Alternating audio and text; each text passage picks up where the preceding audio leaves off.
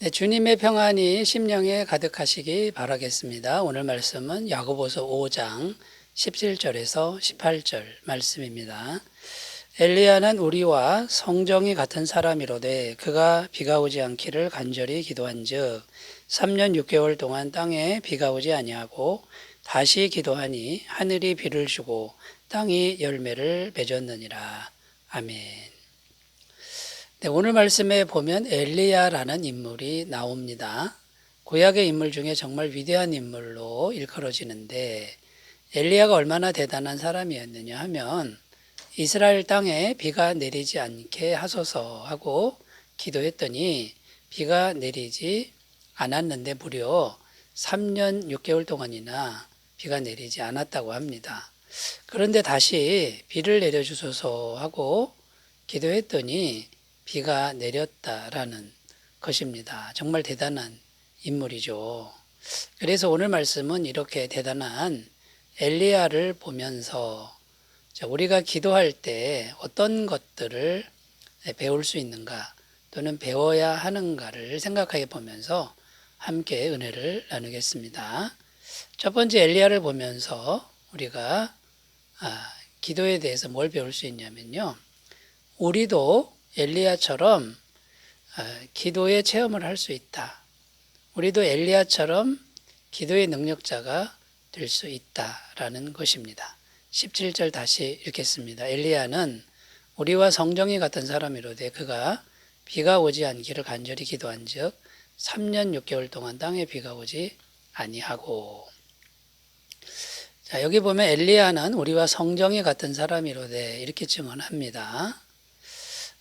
엘리야가 3년 6개월 동안 비를 내리지 않도록 기도하는 기도의 능력자이지만 본질적으로는 우리와 특별히 다른 존재가 아니다. 같은 존재다. 평범한 우리와 같은 존재다. 이제 이런 의미가 됩니다. 엘리야뿐만 아니라요. 성경에 나오는 위대한 인물 아브라함이나 모세 같은 인물도 잘 보면 그저 평범한 사람이었고 연약한 사람이었음을 잘 알 수가 있다라는 거죠. 근데 그 비밀이 뭐냐면 평범한데 전능하신 하나님이 함께하는 사람이었다라는 것입니다. 자, 그러면 여러분 어떻게 하면 하나님이 함께하시는 사람이 되는 걸까요? 우리가 하나님과 함께하려면 예수님의 죄사함의 은혜를 믿어야 된다라는 거죠.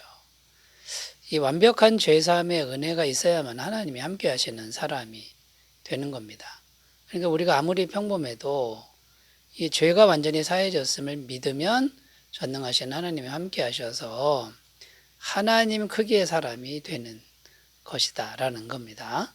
요한복음 1장 12절 영접하는 자 곧 그 이름을 믿는 자들에게는 하나님의 자녀가 되는 권세를 주셨으니.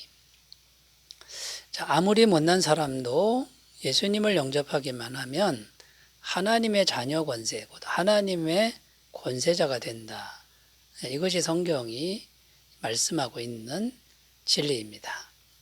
요한복음 16장 24절 지금까지는 너희가 내 이름으로 아무것도 구하지 아니하였으나 구하라 그리하면 받으리니 너희의 기쁨이 충만하리라. 자, 예수님의 이름으로 기도하면 하나님으로부터 기도 응답을 받는다라는 겁니다. 내 이름으로 기도하면 안 되지만 예수님 이름으로 하면 죄가 사해지고 죄가 없어지고 하나님과의 막힌 것이 없어지니까 기도 응답이 된다라는 거죠. 그러니까 비밀은 예수님의 죄사함의 은혜를 믿는 것이다라는 겁니다. 그러니까 하나님이 함께 하시는 길은 이것이고요. 자, 그 다음에 해야 될 일은 뭡니까? 하나님과 함께 하는데 그 관계를 진실되고 아름답게 잘 가꿔야 되겠지요. 평상시에 성실한 관계를 가꿔야 되겠지요. 요한복음 15장 7절 너희가 내 안에 거하고 내 말이 너희 안에 거하면 무엇이든지 원하는 대로 구하라 그리하면 이루리라. 자, 하나님이 함께 하시는데 그래서 동거하는 관계가 된 거죠.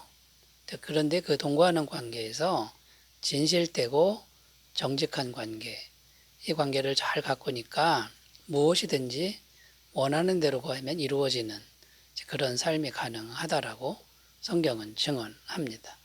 요한일서 1장 8절 9절입니다. 만일 우리가 죄가 없다고 말하면 스스로 속이고 또 진리가 우리 속에 있지 아니할 것이요 만일 우리가 우리 죄를 자백하면 그는 미쁘시고 의로워서 우리 죄를 사하시며 우리를 모든 불의에서 깨끗하게 하실 것이요. 자, 우리가 죄를 지을 때 정직하게 고백하라는 겁니다. 이게 정직한 관계를 가꾸는 것이죠. 정직하게 고백하기만 하면 하나님이 죄를 깨끗하게 처리해 주신다라는 것이죠. 자, 이런 관계를 우리가 갖고 나가면 우리도 엘리야처럼 하나님의 그 대단한 기도 응답을 경험하는 기도의 능력자가 된다라는 겁니다. 자, 이렇게 관계를 잘 갖고야 되고요. 그리고 마지막으로는요, 하나님과 뜻을 같이 하는 그런 기도를 드리고 그런 삶을 살면 된다라는 겁니다. 하나님의 뜻은 하나님의 성품과 같습니다.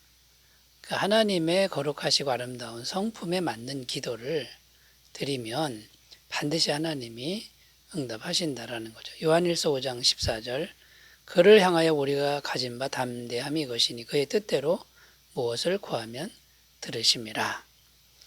자, 여러분, 그러니까 하나님의 성품에 맞게 기도를 했을 때 하나님이 얼마든지 들어주신다라는 겁니다. 자, 우리가 평범하지만 또 연약하지만 예수님의 죄사함의 은혜를 믿고 하나님과 정직한 관계를 가꾸면서 기도하는 그런 삶 속에서 충만한 기도 응답이 있으시기 바라겠습니다. 자, 두 번째로 가보겠습니다. 엘리야의 기도를 보면서 우리가 뭘 배울 수 있을까요? 기도의 한계를 스스로 제한해서는 안 된다. 기도의 한계를 스스로 제한하면 안 된다. 이것을 배울 수 있습니다. 17절에 다시 읽겠습니다. 엘리야는 우리와 성정이 같은 사람이로되 그가 비가 오지 않기를 간절히 기도한 즉 3년 6개월 동안 땅에 비가 오지 아니하고 여기 보면 비가 오지 않기를 간절히 기도한 즉 이렇게 기록합니다. 자, 여러분, 엘리야는 비가 오지 않기를 기도하면 하나님이 들으실 걸 믿었다라는 겁니다. 그러니까 하나님의 능력을 제한하지 않았다는 거고요. 실제로 비가 오지 않았다는 겁니다. 그러니까 우리가 기도할 때 이런 기도는 하면 안 된다라고 하는 그 기도의 한계를 스스로 제한하지 말라는 겁니다. 하나님의 전능하심을 믿고 기도의 범위를 확장시키라는 거죠.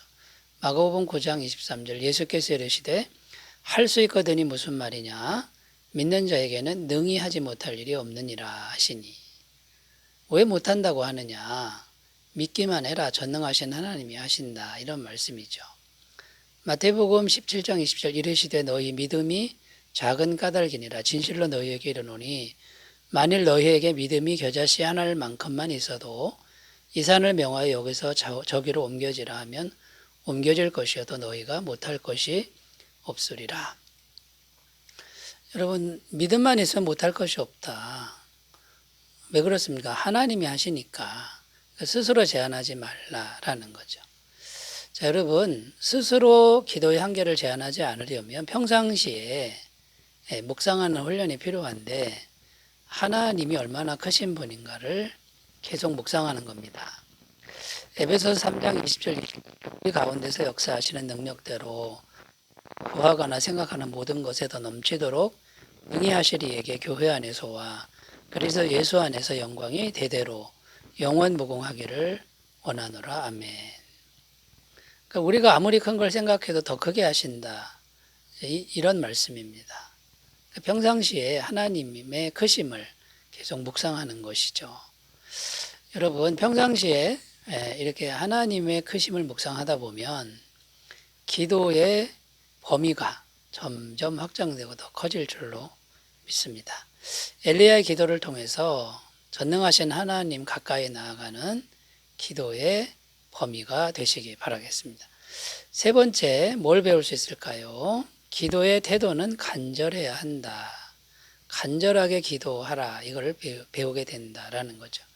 17절에 보면 간절히 기도한 즉 이런 표현이 나오는데 엘리야는 기도할 때 간절히 기도했다라는 것입니다. 그 기도 응답의 비밀 중에 하나는 간절한 기도라는 것이죠. 열왕기상 18장 42절 43절 아합이 먹고 마시러 올라가니라 엘리야가 갈멜산 꼭대기로 올라가서 땅에 꿇어 엎드려 그의 얼굴을 무릎 사이에 놓고 그의 사환에게 이르되 올라가 바다 쪽을 바라보라. 그가 올라가 바라보고 말하되 아무것도 없나이다. 이르되 7번까지 다시 가라. 엘리야의 기도 자세를 보면 얼굴을 무릎 사이에 넣었다. 굉장히 간절히 기도했다라는 거고요. 아무 조짐이 없어도 응답이 올 때까지 간절히 기도한 이런 모습을 볼 수 있습니다. 자, 이렇게 기도하라는 거죠. 하나님은 간절히 기도하는 사람의 기도를 들어주신다라는 겁니다.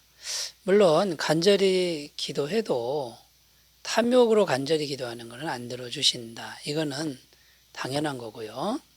예레미야 29장 12절 13절 너희가 내게 부르짖으며 내게 와서 기도하면 내가 너희들의 기도를 들을 것이요 너희가 온 마음으로 나를 구하면 나를 찾을 것이요 나를 만나리라. 자, 간절히 기도하고 그다음에 온 마음으로 찾으면 반드시 만날 것이다. 예레미야 33장 3절입니다. 너는 내게 부르짖으라 내가 내게 응답하겠고 내가 알지 못하는 크고 은밀한 일을 내게 보이리라. 자, 너는 내게 부르짖으라 간절히 기도하라는 거죠. 그러면 반드시 응답한다. 이게 하나님의 약속입니다. 여러분, 간절한 기도를 들으시는 이유는 뭐냐면요.